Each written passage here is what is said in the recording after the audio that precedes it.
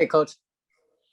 Sean, how you doing? What have been your impressions of Stephanie so far, this first part of camp, and some things you're trying to impress on her? No, Stephanie's been great. She's been, working extremely hard, which, we knew that about her. So she's been putting the time in, showing up early, staying late. Being able to listen and retain information, which is really key for all players, but in particular young players.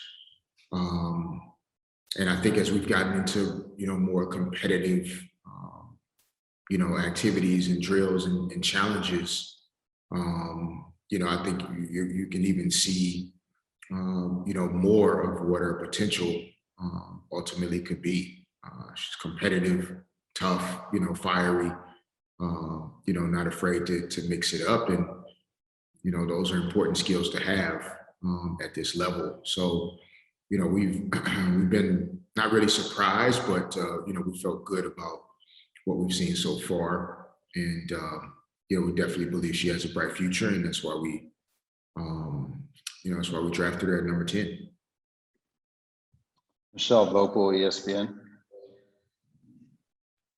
Hey, Coach Fisher. I wonder if I could ask you a little bit of a league-wide question. With the free agency moves, trades, different things, do you feel like going into this season, almost every franchise has, say, one or two questions that everybody's kind of wondering about them, and maybe there's a little bit more sense of, I don't know if uncertainty is the right word, but some interesting questions that almost all the franchise are going to be facing going into this season?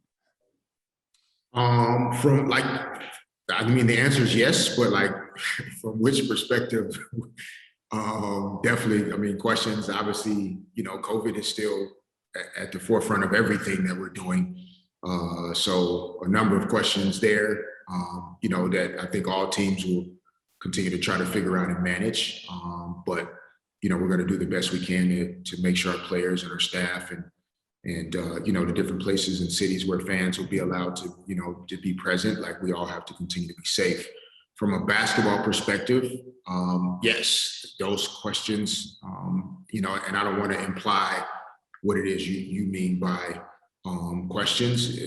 Is it from a roster standpoint? Yeah, from a roster standpoint. Okay. There's just some different, obviously there's some people that are in different places, that every even Seattle, lost some key players, the champions. Yes. Is that sort of, it seems to me like that's sort of an interesting note about most of the teams going into this season. Yeah, no, very, very true. When you're in the situation, it feels like you're the only one going through that. And, sometimes when you do read or hear, whether it's comments, feedback, et cetera, it's like you're the only team that went through significant change. But to your point, there are a number of teams that, lost key or significant all-star level players. And there was a great deal of turnover in the W. And at the end of the day, it's a great thing. I think these women deserve the opportunity to pursue different places, spaces, opportunities, environments.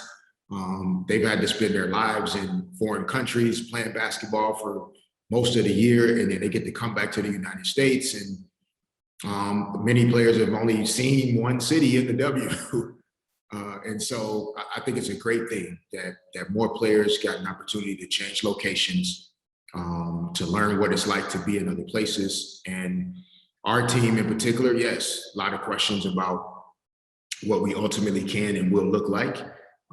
But a number of other teams are going through that as well. And, I feel like, even though on paper, most people feel like Vegas is clearly the best talent and have the biggest names and a great group of players together, I feel like everybody else is kind of like nobody really knows exactly, what it's going to look like. And that can be a good thing. That I think there's going to be a level of parity that always has existed in the W, but just more of an unknown this year. Go over to Brady Klopfer, SB Nation. Hey, Derek. You've kind of talked a lot all offseason about drafting and signing and acquiring players who fit your system, fit what you were trying to do as a coach with this team. Uh, I'm wondering, almost a week into training camp, how that's looking, implementing the system with kind of a handcrafted team that's designed to be able to do the things that you want to be able to do on the court. How's that going? Great. It is. It is going really well. Obviously, we're 0-0, so it's easy for me to say that it's going great right now. But just in terms of being able to as coaches, look out on the court, observe, evaluate, assess different situations as we go through practice. Some of the plays that are being made, the finishes at the basket, the speed and athleticism, the change of direction, the pace that people can push the basketball, the height that people can get off the floor. Like it's really exciting to see where we could be. If we can stick together and figure out what the right combination of 12 players will be to give us the best chance to be successful this year. And unfortunately, there are going to be a few players that end up leaving here that are not just capable of being in the WNBA, but that can be good, really good players in the W, and just won't be able to be on the team. And that's kind of a part of the W lifestyle at this time. But it is, to answer the question, it is very exciting to see, how specific players that we targeted in free agency and that we targeted in the draft are doing the things on the court that we thought would be really beneficial to the style of play, both offensively and defensively. So we're looking forward to getting the chance to start to see some of that in action, this weekend and next weekend. Take two more for Coach. We'll go to Erica Ayala with The Athletic and Sports Illustrated. Thank you. Hello, Coach. Good to see you. Hope you're well. Thanks, Erica. You as well. Appreciate that. I wanted to ask you about Amanda Zahui B, and if you can maybe break down what you think Zahui will mean for the Sparks. First, thinking about what that acquisition and free agency meant in your role as general manager, and then maybe if you put your coach's hat on and what you think the impact on the court could be. Yeah, I mean, I think first, like as a general manager and thinking about the organizational direction and culture and environment that we're trying to build. Players and women that not just want to be great on the court, but that want to impact the communities they live in, this world that we live in. Amanda is that. And, she has a voice and a presence about her that, it changes the room when she walks in. Not just because of how tall she is or the color of her hair, but like she just has a great energy and spirit about her. There's an edge about her.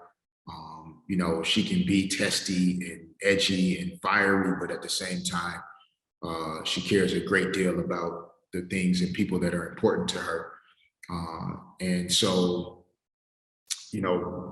from a coach perspective, her size and length and ability to rebound the basketball and challenge shots at the basket,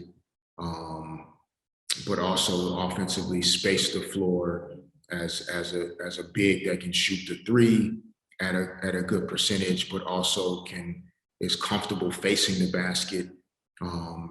Offensively, being able to move the ball through her. She's a good passer facing the basket.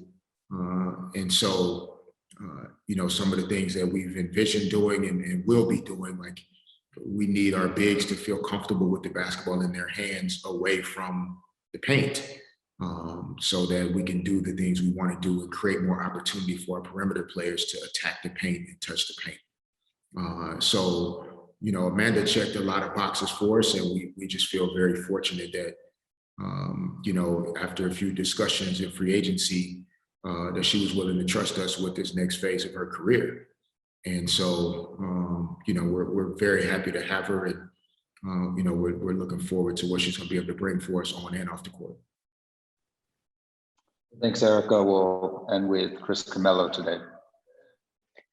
Hey, Coach, how are you today? Good, Chris. How are you? Doing well. Last time when we spoke, I talked about creating that sense of competition. I just wanted to see how that was progressing over the last, 4 or 5 days with players competing for spots and whatnot. Obviously, you have to get this roster down to 12. And if you'll indulge me, is there any moment where you there's like a smile that comes across your face? Like, I remember when that was me trying to make a statement, because, you came into a situation in '96 in your playing career where it was a deep backcourt, Eddie Jones, Kobe, Nick Van Exel. So do you see Byron Scott, of course. So do you see any sort of similarities where it kind of gets you thinking back to your playing days a little bit? The first question, we spent a lot of time in the offseason talking about, as coaches, needing to do a better job of creating a more competitive environment on a daily basis.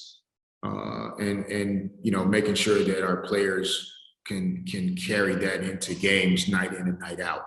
And so, that was something that we challenged ourselves in, and being better as coaches to create a more competitive environment every day, and still do that in a way where you balance the physical health and workload on players so that they can still perform at a high level, but we have to compete for everything.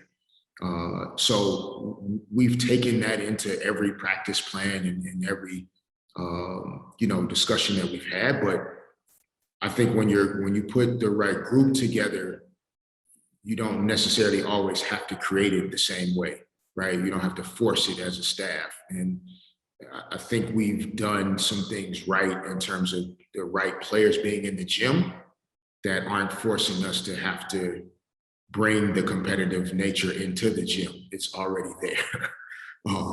And so it's been fun to see it, kind of play out and manifest itself. And that's where the smile comes across my face, is not necessarily thinking about what it was like 25 years ago for me, but feeling really good about, the process of turning this roster over and this team over, and that this training camp was a great first step in the right direction. And the players are they're great examples of that. In terms of my basketball experience, that was at every level that I played basketball, that was my experience. I never once felt comfortable walking into a gym in that, my spot or my minutes were guaranteed, or that I was entitled to them. So that's the way I like to coach, my teams as well. And I think we have a ton of players in the gym this year that all approach it the same way. And that's a fun team to coach. So I'm thankful, and I'm enjoying this opportunity every day.